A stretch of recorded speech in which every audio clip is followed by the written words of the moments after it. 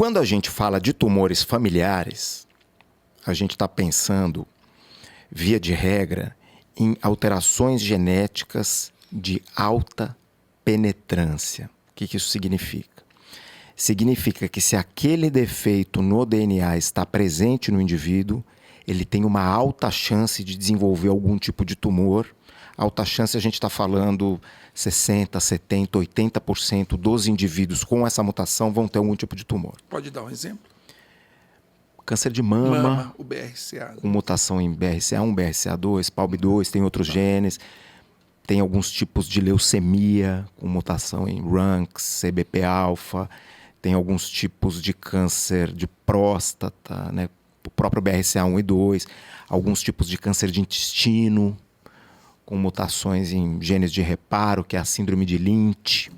Tem diversas síndromes bem descritas. Agora, a gente tem uma outra característica que são alterações genéticas de baixa penetrância. O que significa isso? Isso deu origem, está dando origem aos scores de risco.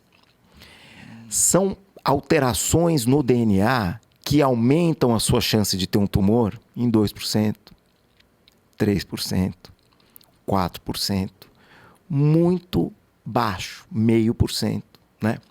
Então, elas não são...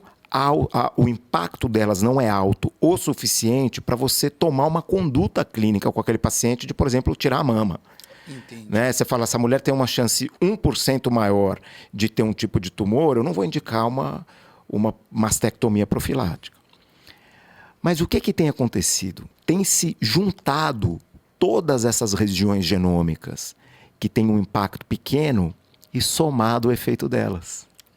Alguns indivíduos carregam muitos desses defeitos. Muitos, 1%, 2%, 3%, aí acumula Junta a chance tudo, grande. aí o risco dele aumenta para 50% de desenvolver um tumor. Olha só.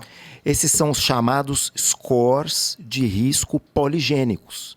Então, ao invés de eu falar, vamos ver se o BRCA1 está mutado e a gente já toma uma conduta clínica, você tem um score que você estuda normalmente centenas de regiões nos genomas e você vê o padrão de risco daquele indivíduo. Aqui a gente ainda está falando de herdabilidade, né? Aquilo vem da família, herdado do pai e da mãe. Então, quando a gente fala de herdabilidade, a gente tem os genes de alta penetrância e os scores de risco poligênico que são feitos para os genes de baixa penetrância. Muito bem. Isso pode ser estudado. Quando que um estudo desse normalmente é feito? Em famílias com tumores, via de regra. Né? E em alguns tumores específicos, isso tem sido indicado para todos os pacientes. Por quê?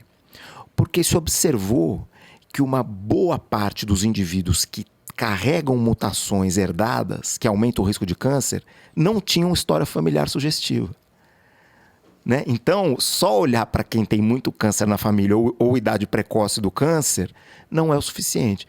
Então, alguns tipos de tumores, como o pâncreas, por exemplo, você deve pesquisar alterações herdadas em todos os indivíduos com câncer de pâncreas.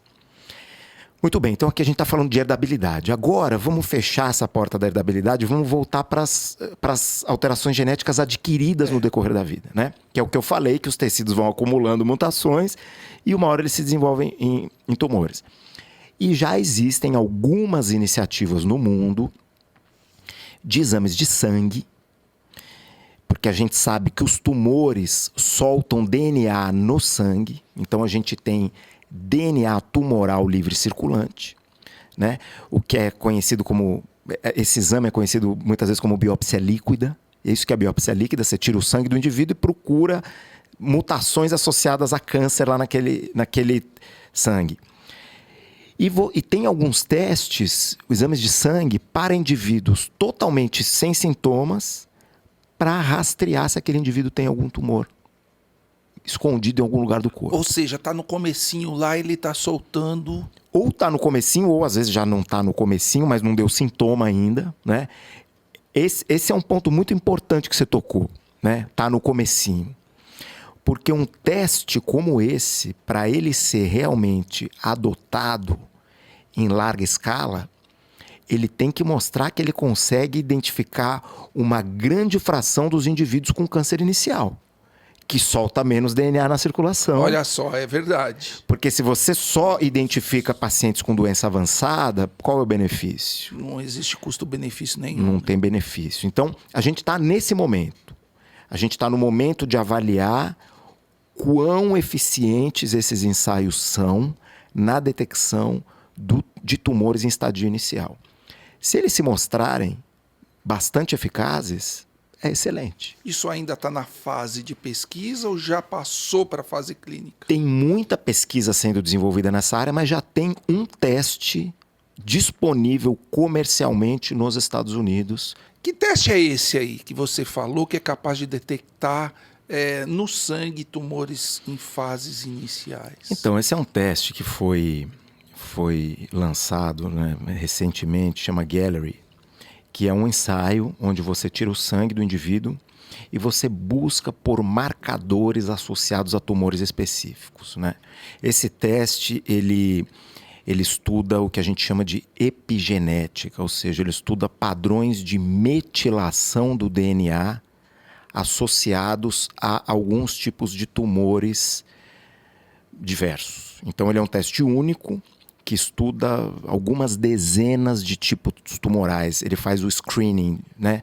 Ele faz o rastreio de pulmão, mama, linfomas, alguns sarcomas, etc. E o resultado do teste, ele te dá que esse indivíduo teve um teste positivo e o tipo provável é o tipo X de tumor, né? Então, isso na prática daria início a uma jornada de investigação para encontrar esse tumor, né? Normalmente com exames de imagem, e aí tratar esse tumor de acordo. Muito bom, quer dizer, ele consegue detectar mais precocemente o tumor. Estamos em vias de ter certeza se esse é o caso. E ele é sensível, né? Quer dizer... Ele é sensível. Porque a gente tem alguns marcadores tumorais. Ah, doutor, eu quero fazer um rastreio. Que eles não... Eles são até sensíveis, mas eles são um pouco específicos, os marcadores atuais, né? Dosados. Isso, esses marcadores sanguíneos, né? Os marcadores tumorais clássicos, sorológicos, CA199, etc. Eles não devem ser usados para rastreio, né? Eles devem ser usados para monitoramento de doença. Quer dizer, o cara tem... Porque alguns tentam rastrear, mas... Não, isso traz muito problema. Às vezes você pega uns pacientes com níveis um pouco elevados, pode ser por outras causas, né? Tem até uma síndrome que chama Síndrome de Ulisses, né? Que faz menção à Odisseia de Ulisses, né? Que ele viajou por 10 anos para voltar para Ítaca e com muitas dificuldades. Existe esse nome, né, na medicina, que é a Síndrome de Ulisses, que é o quê? Você faz um exame com baixa especificidade, mas que assusta o médico ou o paciente. Aquilo dá início a uma jornada exame de imagem, aí acha um nódulo... que muita gente tem nódulos em diversas partes do corpo em exames de imagem. Você vai lá, pega o nódulo, o paciente sangra, vai internado. Então, a gente tem que ter muito cuidado com isso, né? Eu diria que esse teste, ele ainda está na fase de mostrar o seu real benefício e onde ele vai se enquadrar na prática médica, né? É um teste inovador. A gente tem muitas vozes bastante favoráveis à utilização dele, outras vozes não favoráveis, porque falta mostrar isso. Falta mostrar que, submetendo um número grande de pessoas com esse teste, você identificou tumores mais precoce, você curou mais gente, você reduziu a sobrevida. Que dá muito trabalho mostrar isso também, né? Eu preciso dizer isso. Você aumentou a sobrevida. Isso. Você reduziu a mortalidade, né? Você aumentou a sobrevida. Então, isso é novo ainda, né? Longe de eu estar indicando esse tipo de teste aqui, né? Eu estou trazendo o que tem acontecido nessa área, né? Vamos falar um pouquinho de rastreio, né? Os rastreios clássicos, mamografia, Papa Nicolau, pesquisa de sangue oculto nas fezes para tumor de cólon, etc. O que você acha dos atuais métodos de rastreio? Eles estão funcionando? Eles estão aumentando a sobrevida dos pacientes? Qual que é a tua opinião? Eles funcionam. Eu acho que a gente deve fazer. Para mama, para próstata, para colo de útero, para câncer coloretal e, mais recentemente, para câncer de pulmão, né? Então, foi demonstrado aí na última década que você fazer screening de câncer de pulmão com tomografias em pacientes de alto risco aumenta a detecção e melhora a sobrevida. Olha só. Né? Mas é uma prática muito pouco adotada ainda, né? Porque o paciente precisa de uma tomografia. Então, se você pensar numa população inteira, é difícil. Ou às vezes né? ressonância, às vezes... Mas não, a prática aqui é com tomografia. Tomografia de tórax. Então, eu diria... Você está falando pulmão, né? Pulmão, exatamente. Né? Então, tem que fazer.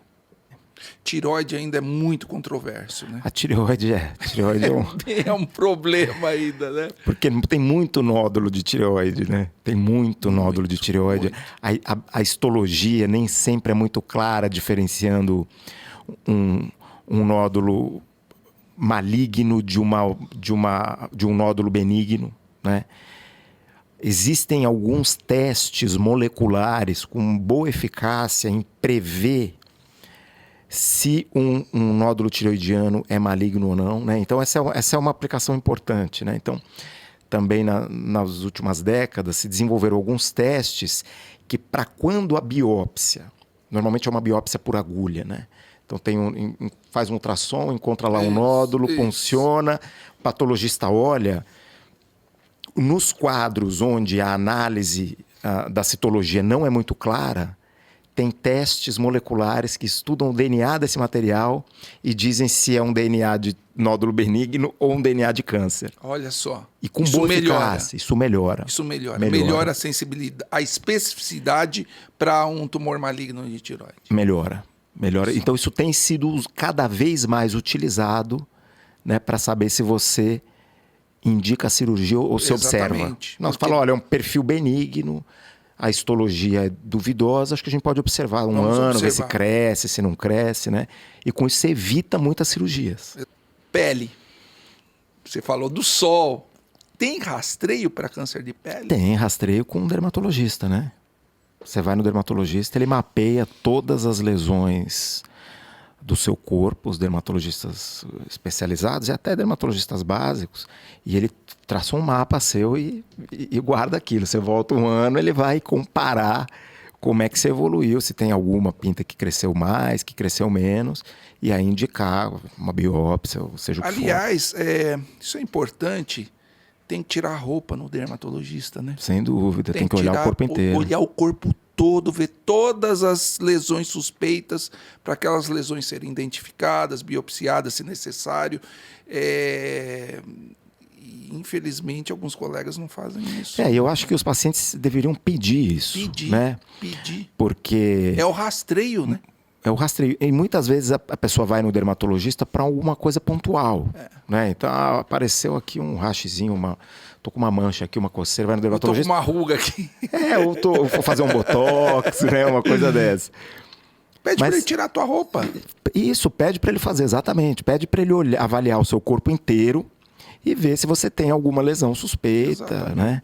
E tem hoje técnicas que o dermatologista avalia algumas lesões com lente de aumento, né? Dermatoscopia, se eu não me engano o nome. E ele vai ver aspectos quase submicroscópicos, digamos assim, né? Ou submicroscópicos não, quase microscópicos, né? Ele não é o equivalente a olhar uma lâmina, mas ele vai ver com muito mais detalhes.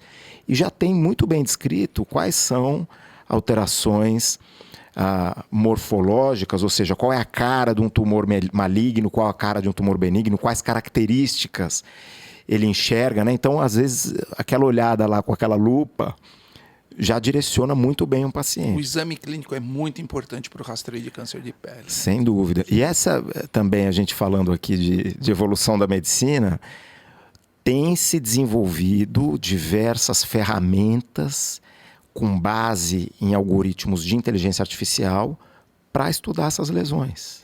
Olha só. Né? Então, isso já tem alguns anos, né?